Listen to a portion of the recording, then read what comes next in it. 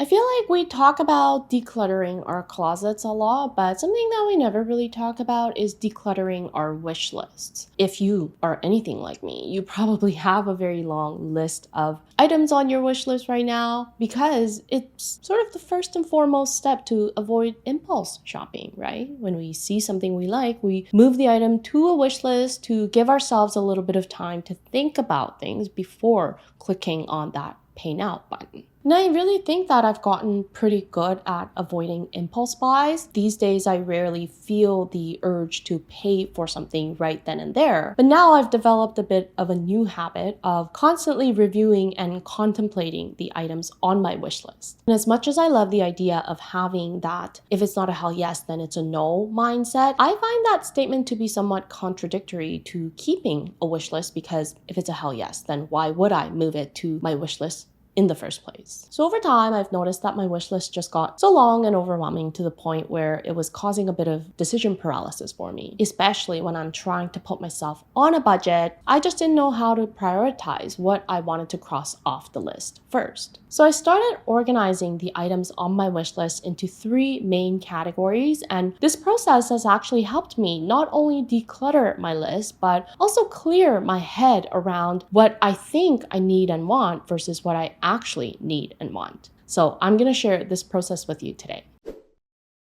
So the first category I came up with in organizing my wish list is items to replace. So these are items that are essentially similar to what I already own in my current closet, but they're just better versions of them. And there could be various reasons why I want to replace certain items, right? Like they could be too worn out, or I might want a better quality in material, or I might want a similar style but slightly different details, etc. And I thought this was a really good category to start the organization process because if I'm thinking about replacing something, then I obviously like the style of that item enough. So I just felt like it was more data and reassurance on my style preferences. It also got me thinking, what is it about these existing items that I have a problem with? Like, why should I replace them? And some of the reasons are obviously valid. Like if I have a giant hole in my favorite pair of pants, for example, that's obviously a good enough reason for me to replace the item. But I noticed that a lot of the times I'm just coming up with reasons to use as excuse so that I can shop more.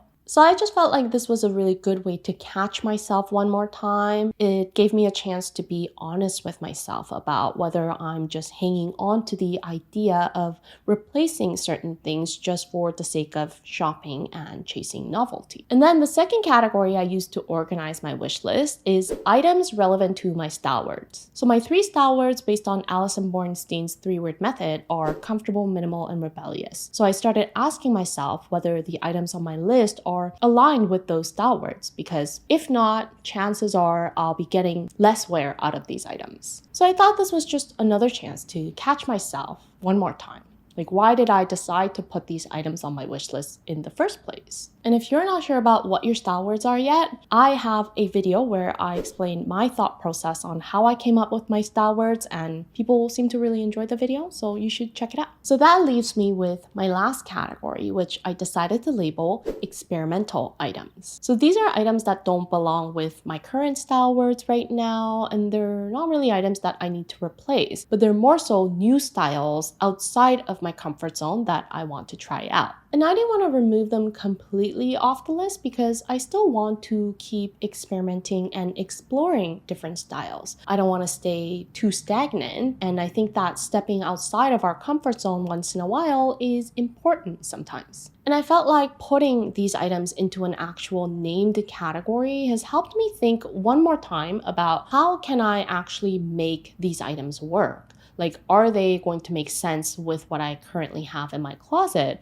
Or am I pushing my boundaries too much and is it just going to feel too costumey? So this was just a super simple exercise of articulating the reasons why certain items belong on my wish list, and thinking about these reasons and coming up with the categories alone has helped me filter out some of my impulsive choices. So once I organized the items on my wish list into 3 main buckets and got rid of some items that belong to none of these categories, I decided to then prioritize the items in each of these categories. So for the first bucket, which was items to replace, I based my prioritization on necessity. I mean, the category itself is somewhat based on necessity, right? Because I'm looking to replace existing items. So I started asking myself, how badly do I need to replace something right now? For example, I definitely need to replace my rain jacket this year, and we're already seeing more and more rain these days, so I kind of need to jump on that ASAP. On the other hand, items that are out of season or don't necessarily need replacing for functionality purposes ended up at the bottom of my list. So I've got these black and khaki tank tops that I've been meaning to replace with better quality fabric. But given that winter is coming, I'm rarely going to have instances where I need to wear these alone by themselves. So replacing them can wait probably until early next year. And then for the second category, which was items relevant to my style words, I decided to give priority to the word that I'm missing the most. So I would say the words comfortable and minimal are really well incorporated into my day-to-day style right now. Like if I were to just throw on something mindlessly, the outfit will likely end up comfortable and minimal. But the word rebellious is something that I have to put a little more thought and effort into when I'm putting an outfit together. I've also mentioned before that I don't really need more clothes or shoes at the moment. I'm actually trying to incorporate a one in, one out system with my clothes and shoes. So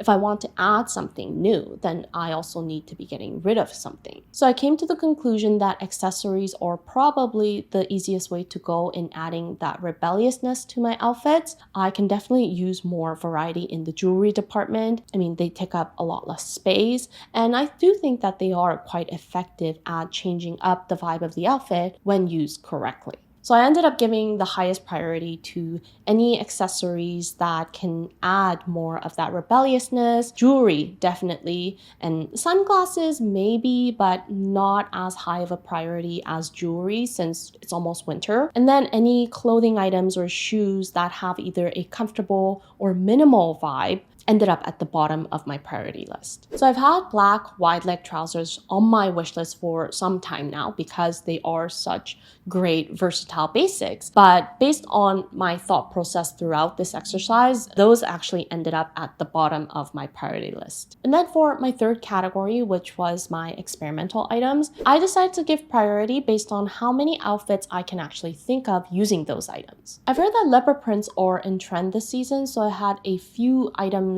with leopard print on my wish list. But as I thought more about it, if I go with leopard print bottoms, then bottoms take up a lot of surface area within the entire outfit. And I felt like that doesn't really go with my style word minimal. And then if I go with a leopard print top, these prints usually come in very warm colors, and I wasn't sure if having such warm colors so close to my face was a good idea. And I'm also not a fan of leopard prints in other more unusual colors. So I kind of ended up with the same conclusion that accessories probably make more sense for my current situation right now, not only because I'm trying to incorporate the one in, one out system with my clothes and shoes, but also based on the knowledge I have about my own style preferences, my style words, and color analysis. So the second part of the exercise of prioritizing the items in each of the categories has helped me with eliminating more items off of my wish list, because thinking these steps through has made it really clear for me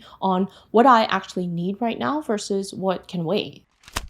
So one more lesson I've learned through this exercise, which I've actually found to be the most beneficial, was that reasons not to keep certain items on my wish list have become very clear. So there were certain items that didn't end up at the top of my priority list, but I know that some of these were items that I was contemplating a lot. So that kind of made me wonder, like, why was I hanging on to these items so much? And I came up with 3 reasons, with the first reason being brand name. So I found this secondhand YSL cotton button-down shirt, and it's a beautiful color. I'm sure the quality is great and all that. But after going through this exercise and seeing the item at the bottom of my priority list, I just started asking myself, if it wasn't for the brand, would I actually be willing to pay the same price. Because there were a few similar items like that, and I realized that these are items that I'm trying to convince myself that they're worth the price, but it's really just the brand that I'm drawn to. And then the second reason is cheap prices. So I noticed that I have some items on my list that I'm keeping because I feel like I'm getting a good deal. So my judgment is blurred and I'm not asking myself the usual questions like, do I have something similar? What is the quality of the item like? Do I even like the style of the item? And I think quality is an aspect that's especially overlooked in situations like this because that feeling of getting a good deal makes us compromise things like quality. But even spending $5 is spending at the end of the day, and that's money that could be spent elsewhere. And then the third reason is because people say so. So being influenced. I mean, after all these years, I can't believe I still don't know that what looks good on them doesn't mean they're gonna look good on me. I do truly believe that the easiest way to lose your sense of style is by blindly following what other people are wearing, but clearly I am still making the same mistake from time to time. So this was actually a really good exercise for me to just clear my head and realign my priorities again. And I hope the video is helpful for you if you ever want to organize and declutter your own wish list. I'll see you in my next video, and until then, stay unique and stay gorgeous.